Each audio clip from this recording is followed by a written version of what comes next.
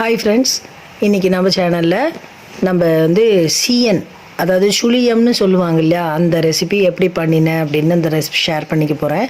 இது வந்து சாதாரணமாக மைதா மாவில் பண்ணுவாங்க. நான் வந்து கோதுமை மாவில் பண்ணேன்.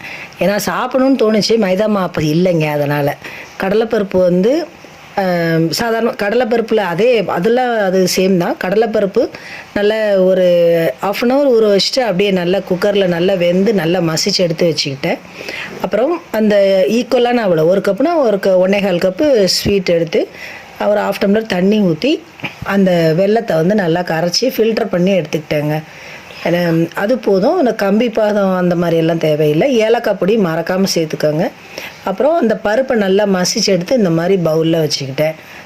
இதை அந்த ஃபில்டர் பண்ணி அந்த சர்க்கரை தண்ணி கரைச்சோம் இல்லையா, அதை இந்த பருப்பில் நல்லா ஃபில்டர் பண்ணி எடுத்துட்டு இப்போ என்ன பண்ணேன், அந்த பாத்திரம் நல்ல அகல பாத்திரமாக இருந்ததுனால நான் அந்த பாத்திரத்தையே வாஷ் பண்ணிவிட்டு இந்த பருப்பு வெள்ளை தண்ணியை அந்த பாத்திரத்தில் சேர்த்துட்டு இப்போ கைவிடாமல் நல்லா கிண்டி விட்டு அந்த பூரண பதம் வரணும் இல்லையா, அதுக்காக இந்த பருப்பை வந்து நல்லா கிண்டி விட்டேன்.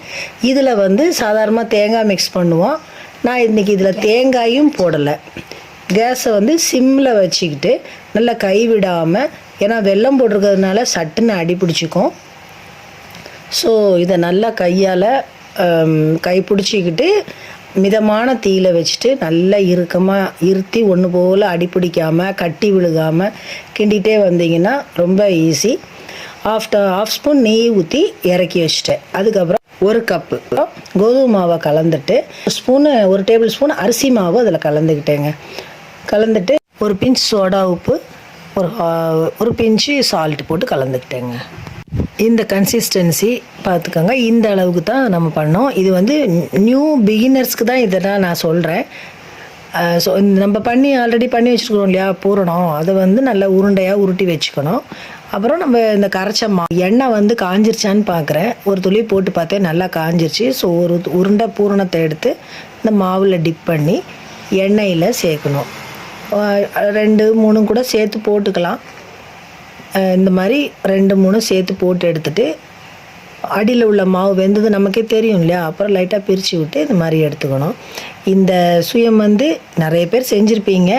இது செஞ்சதில்லை, நான் பார்த்ததில்ல, இல்லை இப்போ உள்ள குழந்தைங்க நான் பண்ணுறேங்கிறாங்க இல்லையா, அவங்களுக்காக நான் இந்த மாதிரி கொஞ்சம் தெளிவாக சொல்லியிருக்கேன்.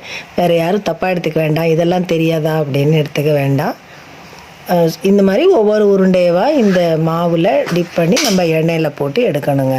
எடுத்துட்டோன்னா அருமையான சிஎன் ரெடி. சுழியம் எல்லாமே இதுதான். இந்த ரெசிபியை லைக் பண்ணுங்கள், ஃப்ரெண்ட்ஸ் அண்ட் ரிலேட்டிவ்ஸ் கிட்ட ஷேர் பண்ணுங்கள், எங்கள் சேனலை சப்ஸ்கிரைப் பண்ண சொல்லுங்கள், பெல் ஐக்கானை மறக்காமல் கிளிக் பண்ண சொல்லுங்கள். தேங்க்யூ ஃபார் வாட்சிங்.